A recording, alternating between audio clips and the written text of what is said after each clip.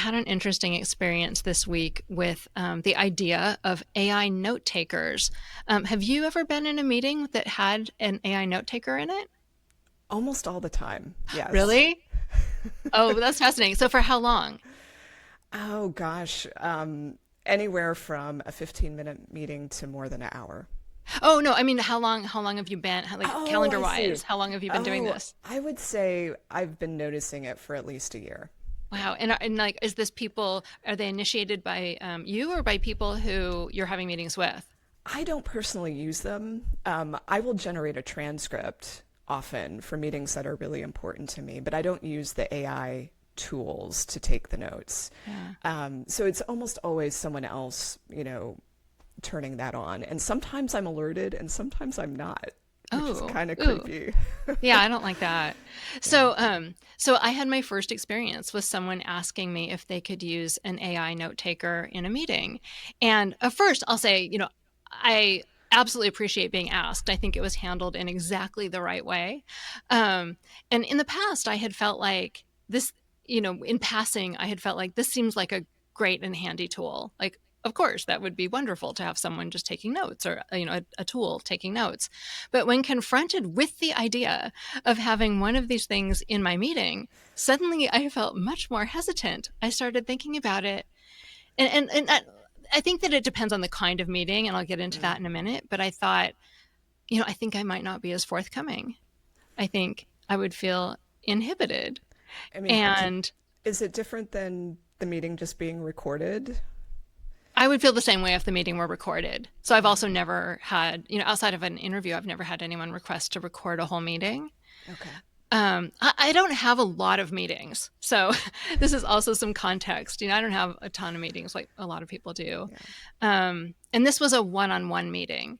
So I feel like I might feel differently if it were a group meeting because obviously there are other people there and then maybe I'll be a little more guarded. But in a one-on-one meeting, I want to feel like I can be as forthcoming as possible.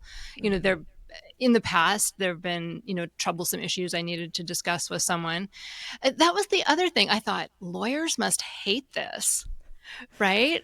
I mean, like in my LinkedIn learning course about writing email, one of the things I say is, if you have a sensitive topic you need to communicate with a coworker about, it may be better not to put it in writing. You may want to Right. talk about it. Yes. Um, and so then I'm thinking, now if I have an issue, like I can't bring it up in my regular meeting, I'm going to have to schedule a separate phone call. Um, so I ultimately, but I also felt a little pressured, that like, oh, am I being a Luddite? And so ultimately I said no. And it turns out in our organization so far, I've heard two people have said yes and two people have said no. So it's split about 50-50. Um, Well, yeah. What are your thoughts? one of the more surreal experiences I've had with that was when I kind of inadvertently ended up on the end of a sales pitch for a service as software, and it was only supposed to be like a 30-minute meeting. It stretched into about an hour because we kind of got into an argument. Oh no. Sorry. He was a really pushy guy. Like he was basically telling me your current solutions are wrong and mine is so much better and you just need to wake up from this delusion that you're in. Great sales tactic. It was really great. And so as soon as the meeting ended within a few seconds practically, I received a follow-up email that was his AI note-taking meeting summary tool to summarize what happened in that meeting. And at first I was like, I had no idea that was happening. Yeah. And then second, obviously, I was really interested to see how was that meeting characterized. And it actually was pretty true to the spirit of what occurred. To say Jane got very angry. About me, like the customer pushes back. And I thought, well, I'm actually kind of glad to have this summary in some regard, but I really wish I had been told that it was happening. Yes, I think that's a really important point. I just ended up very curious about the whole thing. So I did a survey on my LinkedIn and Mastodon accounts to see what other people thought about it. And first of all, it's very interesting. So very different sentiment on LinkedIn versus Mastodon, which you might not Wow. be surprising. Um, and I asked if people thought it was super useful, if they hated it, or if it was somewhere in between. So the winner on LinkedIn was in between. 47% said in between. 20% said they hate them. On Mastodon, 54% hate them. And then 37% thought in between.